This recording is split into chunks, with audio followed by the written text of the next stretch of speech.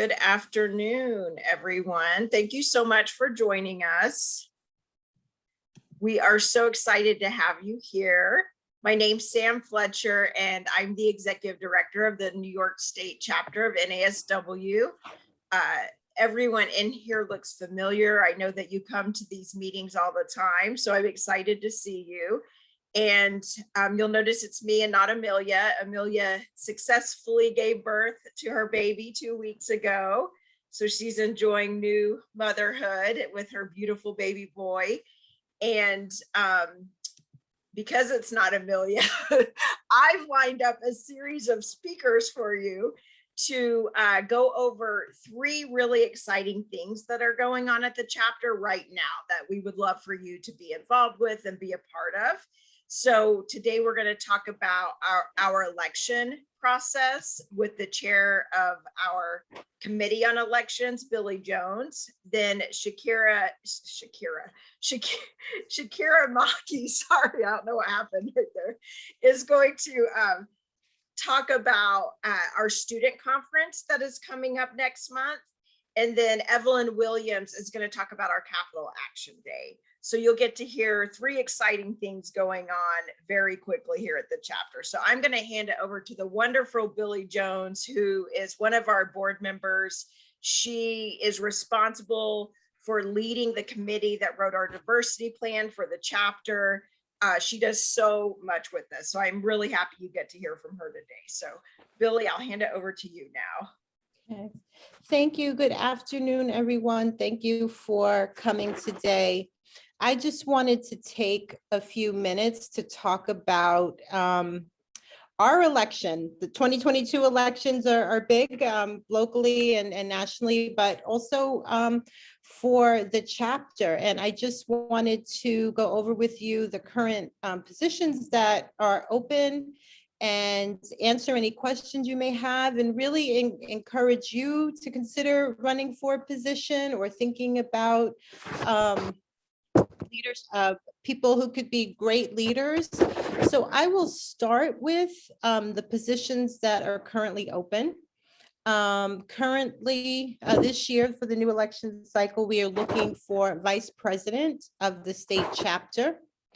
We are looking for an MSW student representative, so and a BSW student representative. So this term would begin in July. So the person needs to be a student during that 1-year term starting in July. So anybody who graduates in May for the MSW would not be eligible to apply, but a BSW who is graduating in May could be eligible to apply for the MSW student rep. And I can repeat that if that a mouthful.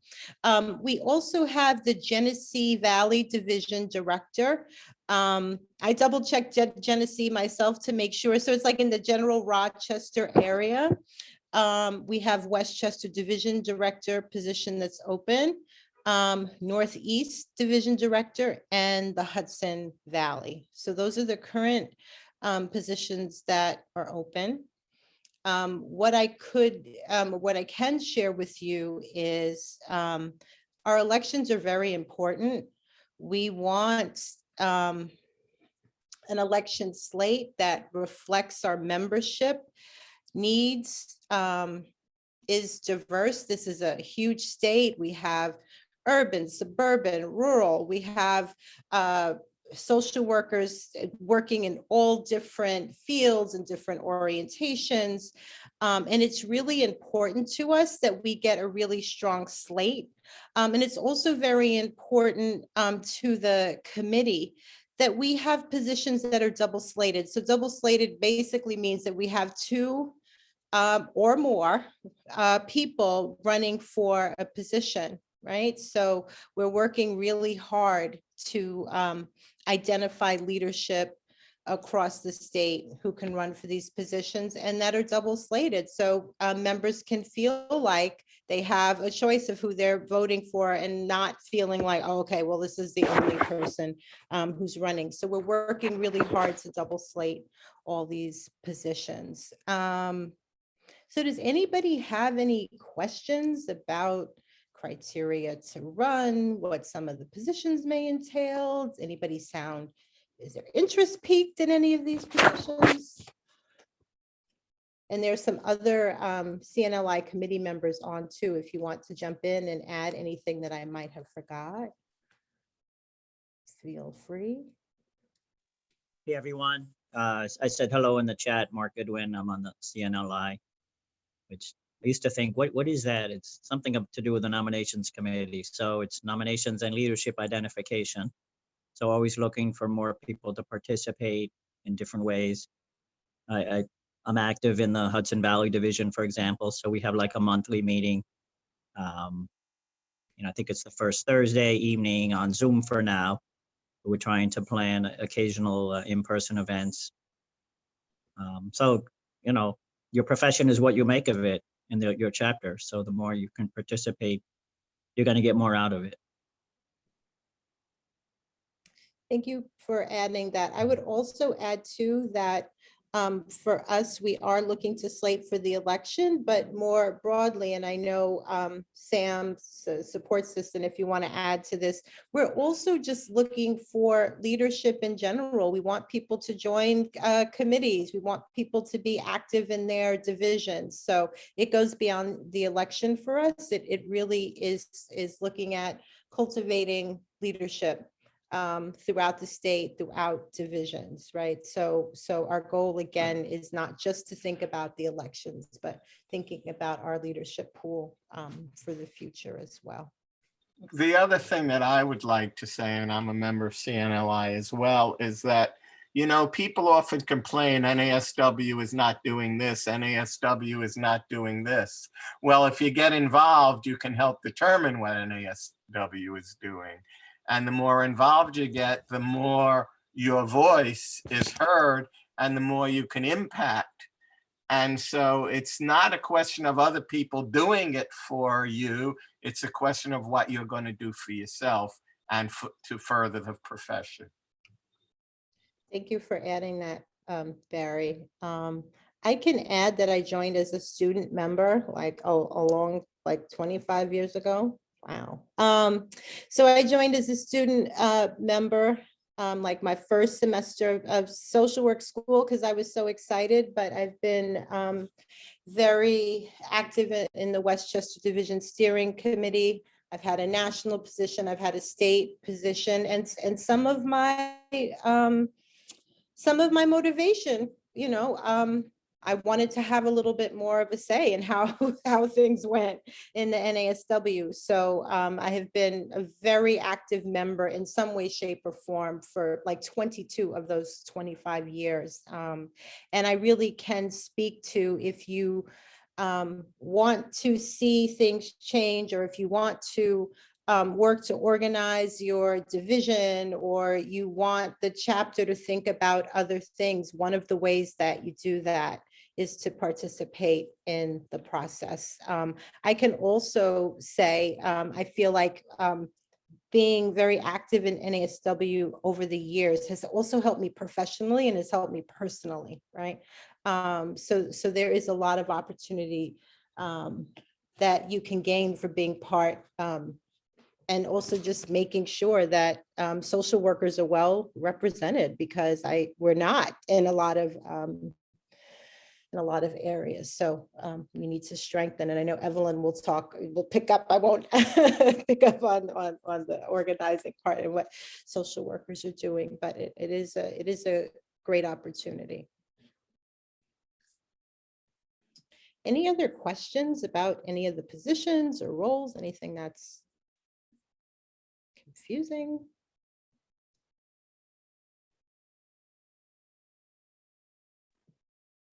I also want to thank Nadja Zaid for being here. She is also on the CNLI committee and very active in our chapter. And I want to back up what you said, Billy, our theory of the chapter, the way we run the chapter, is that we're here to serve the members.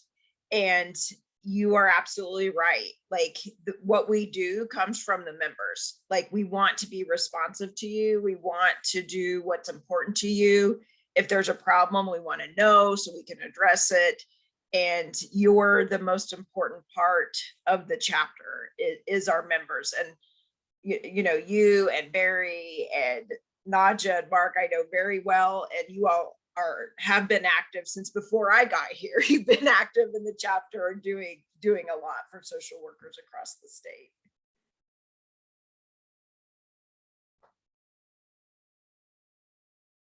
Okay, so if you could please spread the word, if you think about anybody who would be good to run for a position, particularly in the divisions. So I'll repeat them again: Genesee Valley, Westchester Northeast, or Hudson Valley, because you know, it's also really important that divisions have good leadership as well, and really can communicate what those needs are to the state, right? Because some of our issues are hyper local, depending on our communities and what's happening.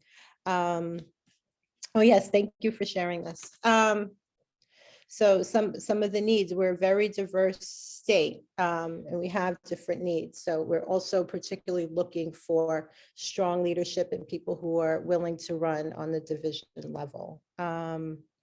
So if you have any questions, you can reach out to the chapter office, and I actually held the position of vice president. So if anybody's interested in that, and I've had a few conversations with people, like how many hours and what that entailed, and Sam just put the email in the chat. I can help you with that if you have any questions. Thank you, Billy and CNLI committee, for coming and telling everyone about what we're looking for and what's going on with our election process. We appreciate you being here. And now I'm going to hand it over to Shakira, who is our program coordinator, and she's been working with all of our interns to plan a wonderful event coming up. So Shakira. Okay, hi everyone. As Sam said, I'm Shakira Maki. I'm the program coordinator for our chapter. And I just wanted to come and talk to you all today about our student conference. So I'm gonna share my screen so I can show you our student conference page. So this year is our second annual conference. We started the conference last year, really kind of just in response to things we were hearing from students, not 100% feeling prepared to enter the social work field after graduation. And it wasn't academically, people didn't feel prepared, but it was more so professionally. So we decided to come up with this conference to, you know, hopefully meet the professional development needs of students while they're in school, and also fresh out of school and, you know, entering the social work field. So myself, along with our interns, our wonderful interns, have been planning this conference. Our conference is titled the Survive and Thrive Student Conference, and our theme this year is building connection and community and trying to move forward together beyond all the things that we've been dealing with over the last few years with, you know, social justice, unrest in our country, and COVID, obviously. So our conference is going to be held on February 25th, starting at 9 a.m. It'll be an all-day event. We'll have 3 different tracks filled with a bunch of different sessions pertaining to, as I said, professional development for social work students. So this is what our schedule looks like. I'm trying to get the whole thing in here. I don't know if I can, but as you can see, we have a bunch of different, topics. We have career path panels, information on finding a mentor, how to negotiate salary. And these are just, some of the topics.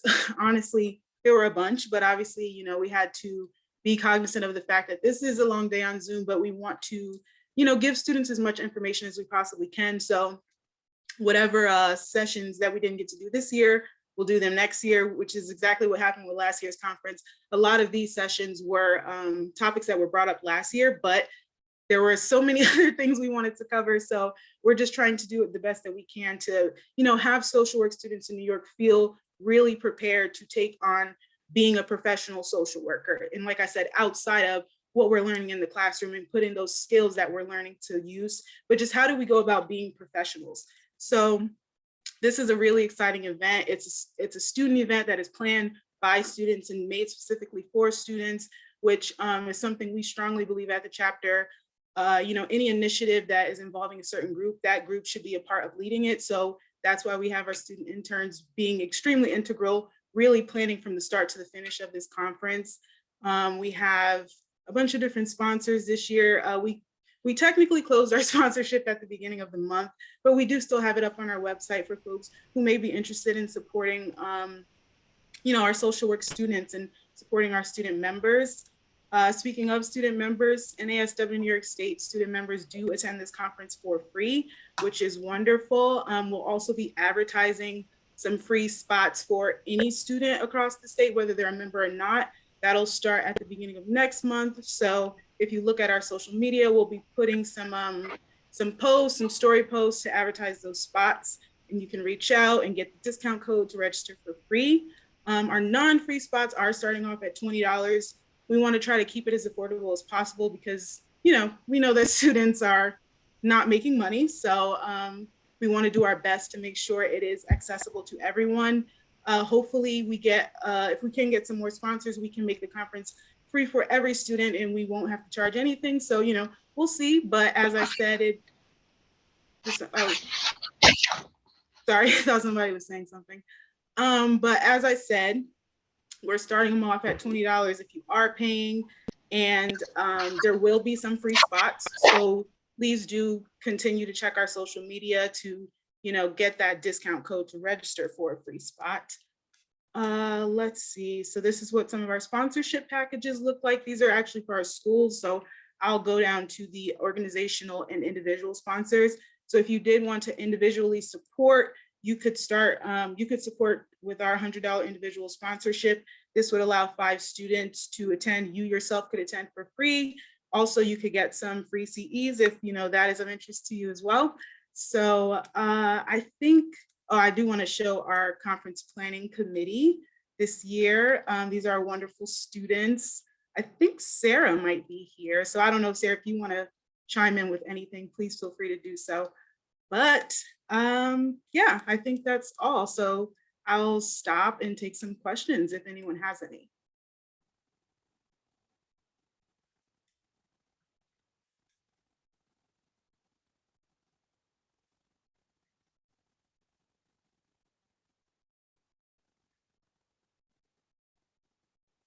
Oh, great. Thanks, Mark.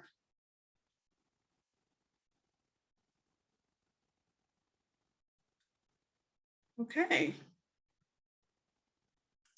Thank you, Olivia, for putting the link to the conference page in the chat.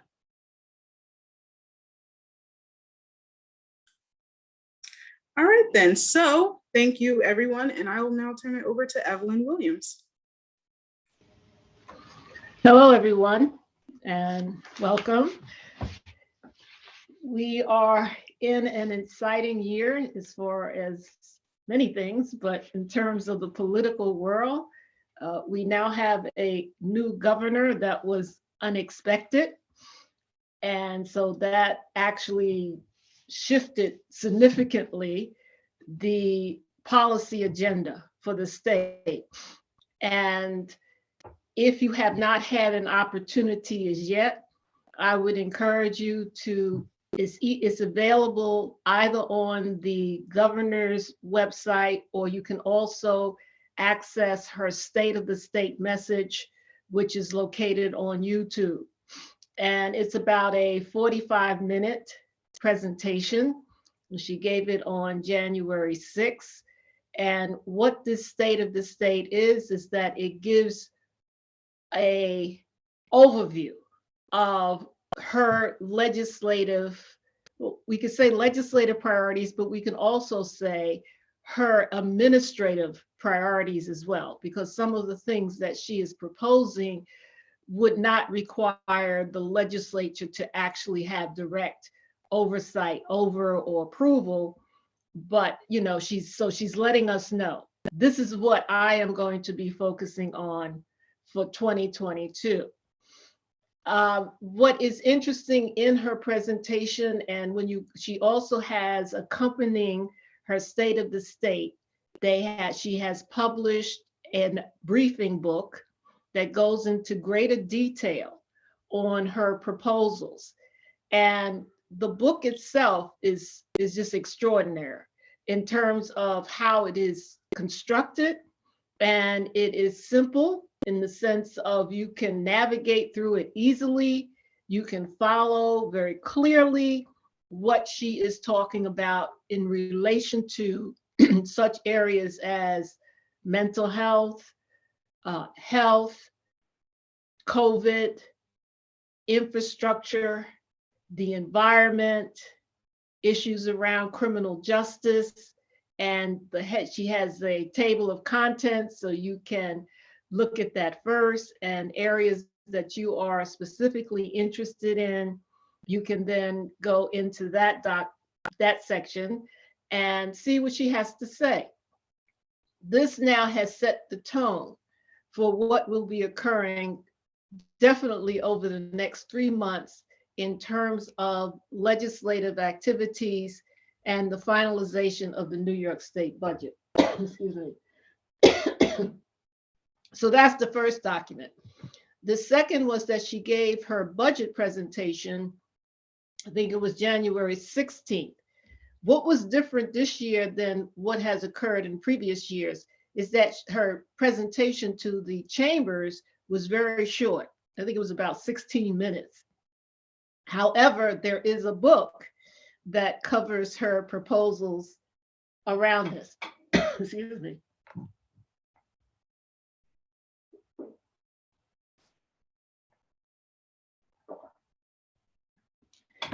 And so I would encourage you to read both, as well as what she has presented. We just learned that the Black, Hispanic, Asian Caucus has just recently published their budget briefing book, whereby they are identifying their legislative priorities, budget priorities for 2022.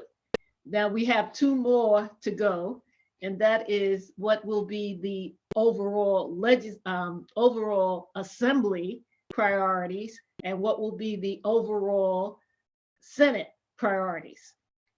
So that is the totality of priorities that will be examined, lobbied, and some will be passed, some may fade away into the background for this year, and others may be addressed later on in the year. It all depends on whether or not some of these initiatives require more development.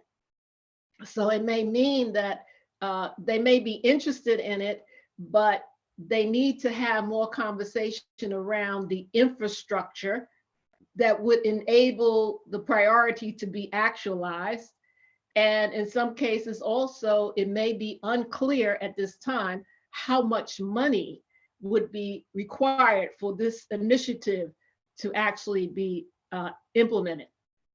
So we're in the beginning, I'll say somewhat, the beginning stages of this process. So our office is right now, we are in the stage of analyzing what Governor Hochul has presented in both her State of the State and her budget book. And now we also will begin to also analyze what is coming out of the Black, Hispanic, Asian Caucus to begin to see not only what are the main, because there are many initiatives. So what we want to cull out of all of these documents is what are the areas that are germane to the social work profession. We also want to call out exactly where is the money related to this, and it can be complex because let's say we have social workers who are in health, we have social workers who are in mental health, we have social workers who are in criminal justice. So therefore, in terms of money, there may be money in all of those sectors that then could be applicable to social workers. Social workers who are currently in agencies or functioning independently that fall into one of those categories, but it also means, are there proposals for additional money to come about so that some of these services can be expanded. There are lines in the governor's state of the state where she actually says, I don't remember the number now, but she does talk about monies to go towards mental health professionals. So that's the language. In another document, she actually says mental health professionals and social workers. And in that, she has identified monies for recruitment and retention. So we want to see now exactly in her state of the state, she gave a what I would call a macro number. But what we're trying to find out now in the budget itself, when we're looking at mental health, recruitment and retention, we want to see exactly what are the dollars that are going to be applied and what type of narrative has, sometimes in other worlds, we call it what type of budget justification accompanies these numbers, so that we can begin to, when we are advocating, we can either say, yes, this is what, this will work. We may feel that there needs to be more money. One of the things that we want to see is whether or not there is another section that does talk about, I don't know, they don't call it salary increases, but it's it has to, I forgot the language, but it's money allocated for what we would call raises. So we want to see what that is about, because some of that just could be over 90% of the state workforce.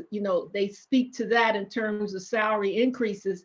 So we want to see whether these numbers are just about people who are state workers, or are they looking at as well to upgrade salary lines of social workers. We have heard from members that, members have indicated to us that they feel that their salaries are not competitive with comparable other types of positions. And so one of the things that we want to do is to find out whether there is attention paid to that issue related to social workers. And if not, then we have to figure out how we can advocate on, having some dollars set aside to ensure that social work salaries are competitive. The governor does talk about that she's interested, she acknowledges that they have lost professionals to other states. She talks about, she has an initiative to encourage people to return, professionals to return to New York State. And she does talk about mental health workers to return to New York State. And so this is where, the recruitment retention part of her proposals come in. However, we want to make a case as well that if the salaries themselves are not competitive, then you're not going to have retention.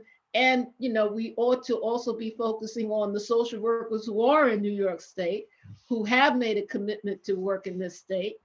And so therefore, they need to be supported in being able to, stay in the profession and provide the necessary services.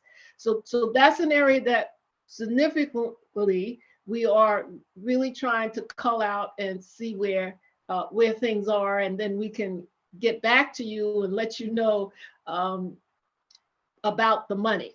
And I'm bringing that up first because this is the money discussion time, and there's going to be a lot of discussion around money from now until the budget is passed on April 1st.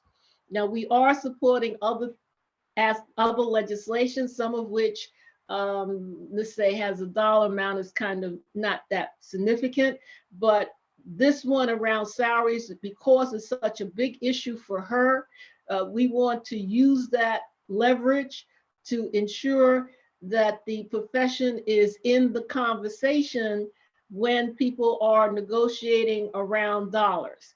And we need to be clear on whether or not this conversation has omitted the need. When you talk about retention, that needs to be defined in dollars, because people will stay in their positions if they feel that they are being reimbursed appropriately. They won't stay there if they feel their salary levels are not at the level that they feel is required for the responsibilities that they have. So I'm just offering to you, that's a door that has opened this year. And I feel that we need to, take part of that. I see here somebody's talking about tax credits. That gets into a whole nother arena. And see, the only way you could talk about tax credits would be in the context of the state income tax. And that's a whole nother field. And it can get, I'm sorry, let me turn off my phone. It can get bogged down in that. I think the best place to go is to use what the governor is proposing and use that as the doorway to talk about monies. She is talking about loan forgiveness. So there's another part in her budget. And there's one more. There's loan forgiveness. And then she also has some proposals around students. And I just don't remember exactly what that is right now. So there's two other areas where she is using money to encourage, students or persons who already have completed their education but may have loans. She is addressing that and talking about how she can apply incentives so that people will want to come into the profession. It hasn't been as clearly articulated yet. And as we start having meetings with legislators, we will then start asking them exactly what is she specifically saying? Does she have clear proposals around, let's say, loan forgiveness? And so that then we can look at how we need to advocate around, for instance, loan forgiveness. Or because she talks about graduating students. So that gets into a whole nother arena. So I'm just saying, I would sort of lean more that way than tax credits, because tax credits gets into a bigger issue. And she may be talking about it. So I know she's talking about her focus this year is to do what is necessary to strengthen the middle class. She calls it middle class, the middle income sector of New York State. So in that context, we may hear about tax credits. And again, that hasn't been presented as yet. So I don't know exactly what she's saying in terms of how that's going to show up in dollars and cents, but we will keep you apprised of that, what's going on with that. So that's generally what's happening at this time. Again, it's just starting. It's just starting. Now we're going to begin to hear what's going on in the legislature. What do they feel is areas where they feel is really important that they need to pay attention to. Just because the governor is proposing it, it doesn't mean that the legislature has to follow through with it. They can choose to pay attention to all of what she's saying. They can choose to say, well, we don't want to deal with this year, whatever. So that's something that I can't speak into just yet. But I think within the next few weeks, we'll begin to hear what the legislature is saying about her proposals, and then what they are also interested in focusing on. So that's one arena. The other is that the chapter, we have redesigned the advocacy website. On the website, we have a lot of different type of information. We present on the website, we have some general information. The webinar trainings that I will be doing or have done, that's on the website. In our AGR committee, there was a request, for instance, that I explain the legislative process from the beginning to the end. So that is on the website so that you understand, now that the budget has been presented, the process begins. And there is a process that goes on until the budget is passed. And then there's another process that happens between April and the end of the legislative session, which is usually the second week in June. So that the website, we have that type of information. We also will have, an analysis of the governor's state of the state. We have created a sort of a guide. We've created a guide whereby we have identified a number of subcategories that the governor has touched on that we feel are germane to the profession. And so therefore, in this chart, we give you the pages, and we also give you the section in her speech whereby she directly talks about that area. The next part that we're working on right now is we've been doing the analysis of the budget. So now what we're going to do is we're going to give you the budget pages that speak to her state of the state so that you get the full picture, her conceptualization of her priority, and then her money proposal to her conceptualization so that you have the spectrum of what she is looking at and the money she's asking for. So that's in the website. The budget part is coming up. We haven't finished that yet. We hope to have that done today or tomorrow. So that's in the website. We also have on the website, well, it's coming in. We will be posting by the end of this week, we'll be posting the legislative priorities that have been approved by the AGR committee, which is a subcommittee of the board. And these position papers are pieces of legislation that the chapter has made a decision to support. They're not legislation that we ourselves have designed. These are legislation that either has been developed and presented through the legislative process, or these are, I think is one or two pieces of legislation that have come outside of the legislation by a coalition group for which we have been a member for over 2 years. And that is the Less is More campaign. So we have those position papers on the website as well. And to give you an example of some of them, for instance, there has been we've been addressing this for 2 years now, the telehealth issues. There have been a number of telehealth bills that came out given, COVID-19. And so, there was, as you're aware, there was this movement into telehealth because people no longer could receive services on site in person. And that then opened up this whole world of telehealth, which wasn't as big as it became because of telehealth. Because of the pandemic. And so that had impact on social work professionals, particularly the private practitioners.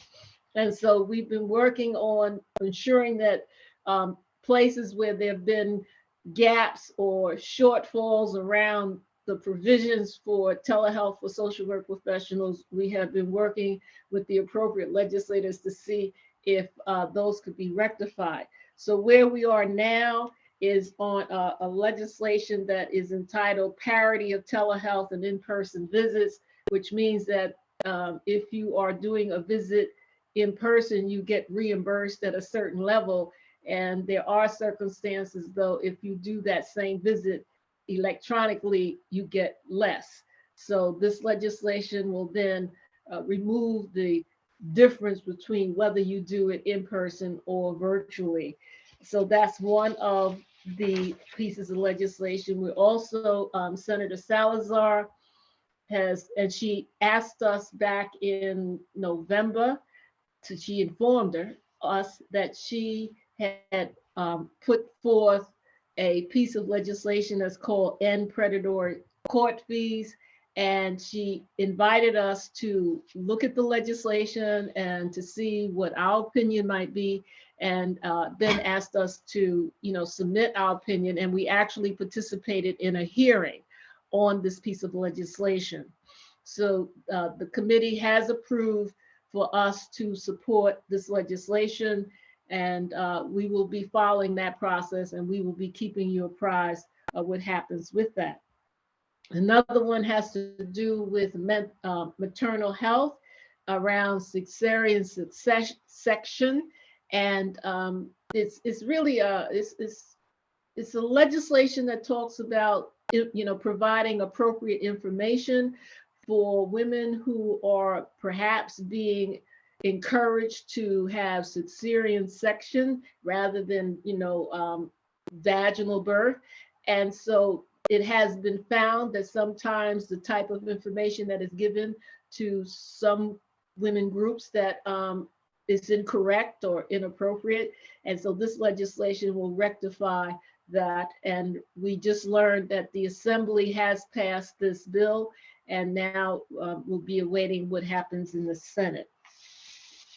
There's also the one that we are spending some time with is called mental health professionals having a school social worker in every school district in New York State. This legislation was also active last year, but it did not pass. So it has been reactivated again this year, and there is a push to see if we can actually have that legislation passed. Our chapter is we are supporting the legislation, but we are also putting in a recommendation that rather than saying that there be a social worker in every school district, that there be some type of ratio, because you have school districts that are large and you have school districts that are small. And so if you just have one social worker in a school district, depending upon the size, that social worker could potentially be ineffective. So this does not apply, however, this piece of legislation, as we understand it now, does not apply to New York City. So this is for the areas outside of New York City. New York City, I don't know if you're aware, was last year they received over 500. They received authorization to employ over 500 school social workers. So they're in a different scenario. So that's another piece of another legislation that we are supporting, and there are others. I don't want to go through all of them here, but the website, we will have all of the position papers. We will have an explanation of them. And then what will be occurring on the website is that we will be tracking the movement of each legislation that we are supporting, and we will give you updates on where that legislation may be, whether it's in committee, whether it's at a point now where committee members are going to vote on it. Is it going to the full chamber? If there are issues around it that's coming from various constituent groups, we will have that information on there. So our intention is to keep you fully apprised of what is occurring with each legislation that we are supporting, but also to keep you apprised of maybe other things that also may be occurring that's also germane to us, that we want to have a voice in advocating either for or against, or maybe sometimes just modification. We may say we like this idea, but we think you can go further. Maybe what about if you can change this language to this? So you will have an opportunity to really be able to find out what is happening on a week by week basis, we hope. That being said, we are having then Capital Action Day, which is going to be on February 15th. That is on a Tuesday. It will be an all-day event. Originally, we had planned on having it to be an in-person, and we were operating on that belief system until about the second week in January, where we just felt that it would probably not be wise for us to have an in-person event as yet. So the Capital Action Day will begin at 10 and it will go until 5 o'clock. during the day, what we have been able to do, and then this is different, the chapter is really becoming more and more visible with the legislature. So out of the 14 emails that we sent to chairs of committees to participate in our Capital Action Day, we now have 10 confirmations, and we're working on the last 4. The day will have, I don't know if you are aware, but there are 4 social workers who, 3 of whom have recently joined the assembly. So in the morning, after a greeting from both Sam and Mark, though the 4 social workers will be giving us a greeting, as well as, just very briefly sharing, how they see the legislative session this year. Then we are moving into the chairs of committees who are where the legislations that we are supporting at this time, where that legislation is sitting. So every bill, once it receives a number, some legislation may not have a name, but they do get a number. Once they get a number, either the Speaker of the Assembly or the Majority Leader of the Senate, they direct the legislation to a committee. And so the committee is the place where the legislation is presented. The chair of the committee has the power to determine whether a bill, let me just say bill, whether a bill will be on the agenda. A bill has to get on the agenda to be active. If the bill never gets on the agenda, then the bill dies in committee. So that is a very powerful place.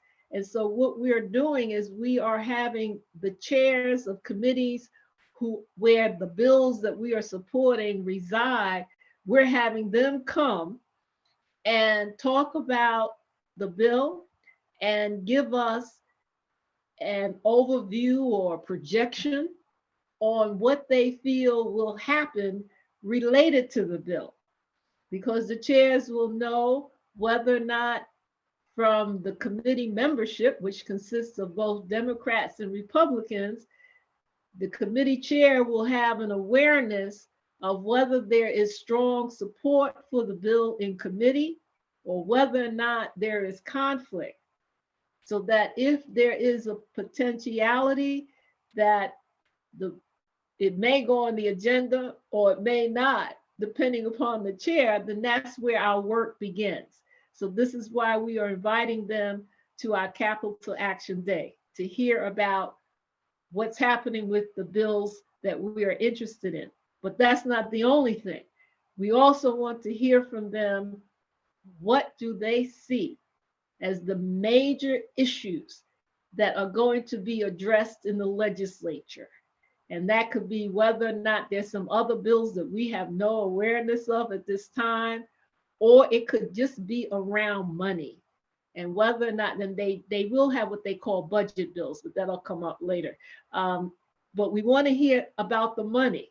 What do they think are going to be the priorities related to the money? And we're talking about a $200 billion budget. So it's going to be quite interesting, of which almost 31 billion is actually directed to education. So education is going to really be a very interesting topic this year. That's why we're going to do a lot of pushing around school social workers, because of the amount of money that's sitting in education. So we'll have Senator Salazar, we have Senator Robert Jackson, Assembly Member Jessica Gonzalez Rojas, Senator Prasad, Assembly Member Linda Rosenthal. We have in the afternoon, we're still working to see if we can have Assemblyman Richard Godfrey because of telehealth. But the other thing we're hearing, but we have to check, is that there is a possibility that the Health Act is going to be once again pushed through the legislature, and that has to do with a single payer insurance system. So we we're going to try to find out that information this coming week. So we'll have these various members there. And so we're encouraging you to come, because part of it will be a presentation from them. But the other thing we have on the website is that and we'll have more information about Capital Action Day. We have a lot now, but we want to have some more, because one of the things we're going to put up, we have done it in terms of how do you prepare for Capital Action Day. And one of the things we say there is, please, listen to the governor's presentation, listen to what she's saying, look at what we've given you around the budget, because we are asking you to give us questions. We won't have a lot of time with the representatives. We've scheduled about a 15-minute segment for each one. So what we need is, if you have some questions or concerns, if you give it to us beforehand, and we have a place where you'll be able to place your questions. We're going to be checking the website daily. We will then take those questions or comments and we will aggregate them, and we will, if we can, we'll give it to the representative before Capital Action Day, so that they will have some information from us on what the members would like to hear from them when they come on Capital Action Day. So that's one way. The second will be, as you are there, as you're listening to their presentations and comments, and maybe we can get in 1 or 2 questions on that day, we will be informing them that we will be collecting questions from you on Capital Action Day.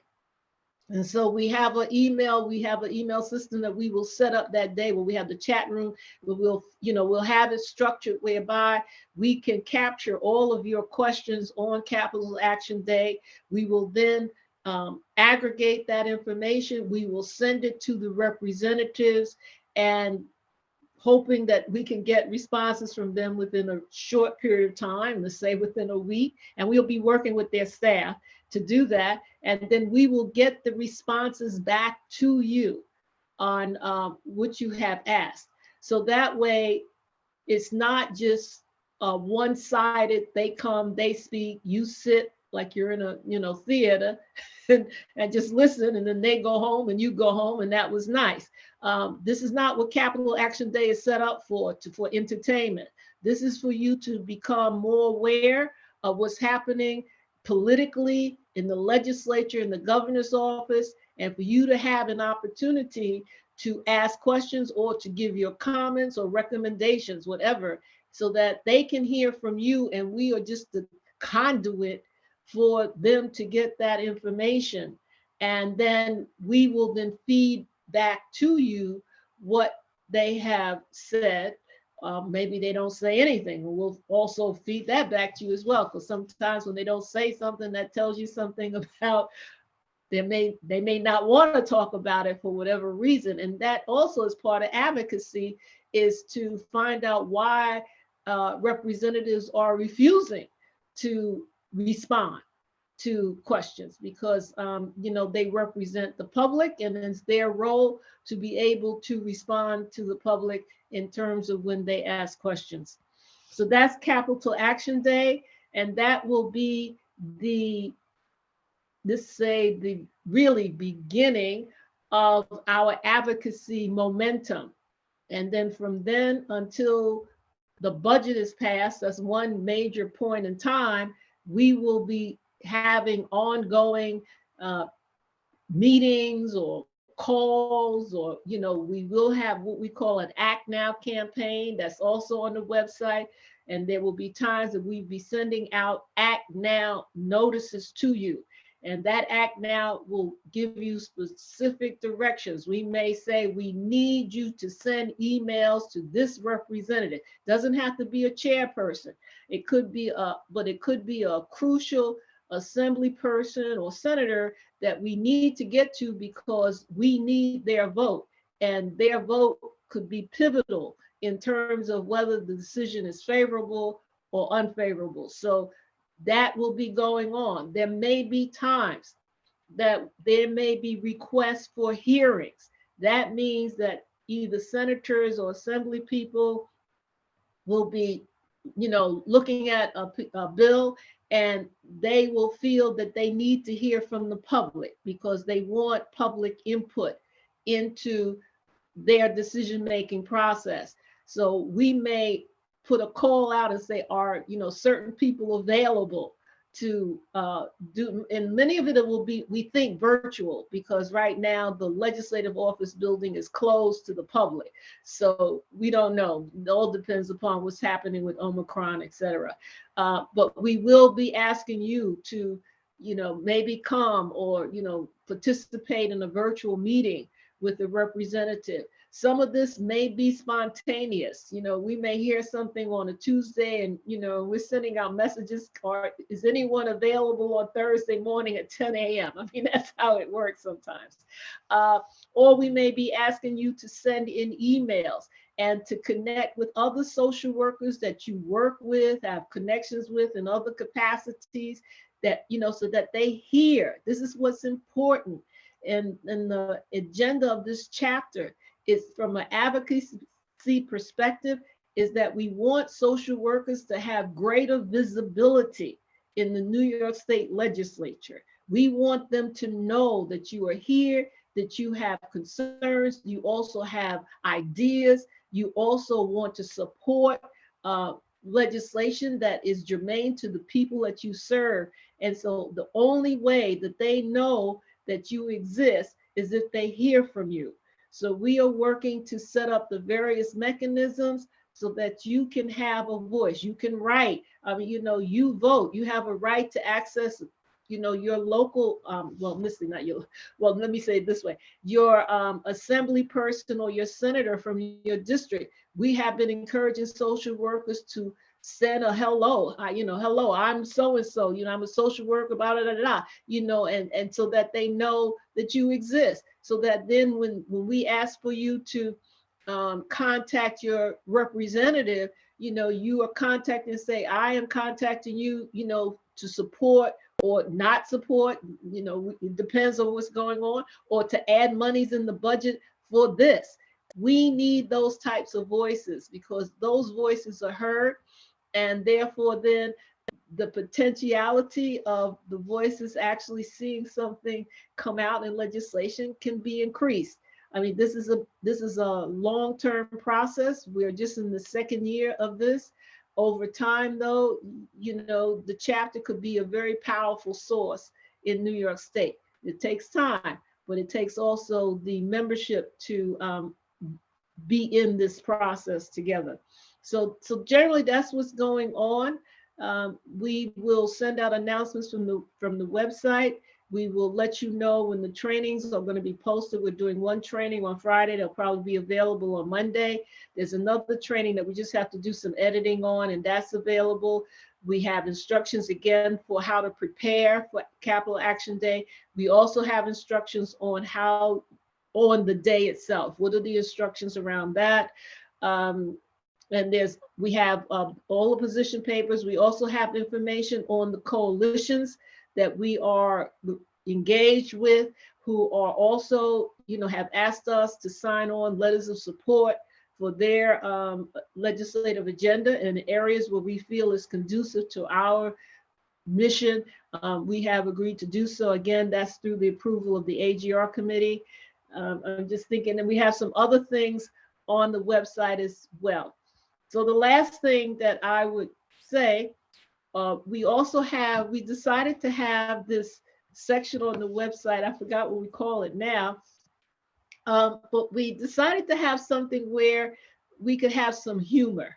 So I'm just asking you that if you come across a political cartoon or a political joke that we can publish, let us know, send it in so we can, put some of these cartoons or jokes, etc., on the website. And this is sometimes it can be, this legislative process can be disappointing, whereby you hear that bills are not approved, they're voted down, etc. Other times bills are passed, but we need some lightness in all of this so that it gives us the energy to want to keep going.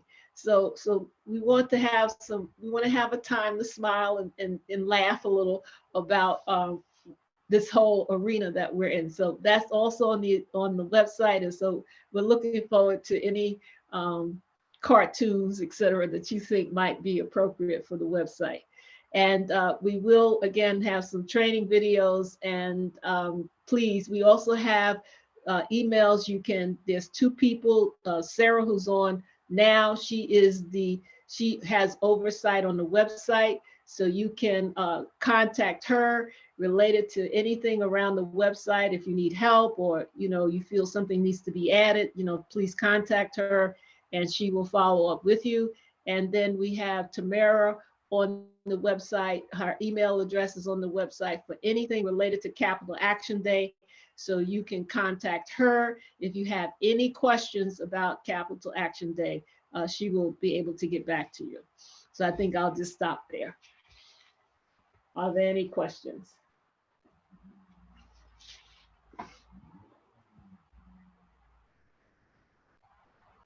Thank you so much, Evelyn. Just so you know, we've been putting the links in the chat as you've been talking, and we are recording this, and Olivia is going to add it. We have an email going out to all our members tomorrow, and she's going to add this recording along with all the links we've referenced this whole hour. So everything for the elections, everything for the student conference, and everything that Evelyn was talking about with the web page for Capital Action Day and the web page for Advocacy, so that everyone will be able to find them easily.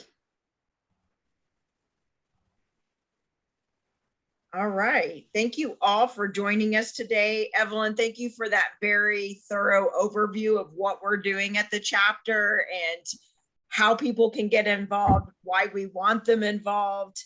I always add that we have over 61,000 licensed social workers in New York State. That does not include people who don't have a license. For example, I don't have a license. I've always worked as a macro social worker.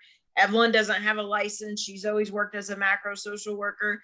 So we don't know how many of us there are, but we're going to assume there's probably at least a couple thousand of us. So we have a pretty big voting block in New York State. So we really can make a change, but we need you. Listening to just me or listening to just Evelyn is not as powerful as the legislators listening to all of the social workers or thousands of the social workers. So we need you to make these changes and to advocate. And we really hope you'll join us for Capital Action Day and all the other events we talked about. Run for office and come to our student conference as well. So thank you all for joining us today, and we hope that we'll see you back next month for our member meeting. We have one more member meeting without Amelia, then she'll be back for March. In March, we're not going to be doing our noon member meeting. We have 3 nights of member meetings in March for Social Work Month. So mark your calendars for the last 3 nights of March. We're going to have a member meeting where we talk about advocacy with our board of directors and Evelyn again. The second night, we're going to be talking about licensing and New York State Education Department. Our members voted that this is what they wanted to talk about on the second night. And then the third night will be our social work awards. So mark your calendars, and we hope to see you there. Have a great day, everyone. Thank you very much.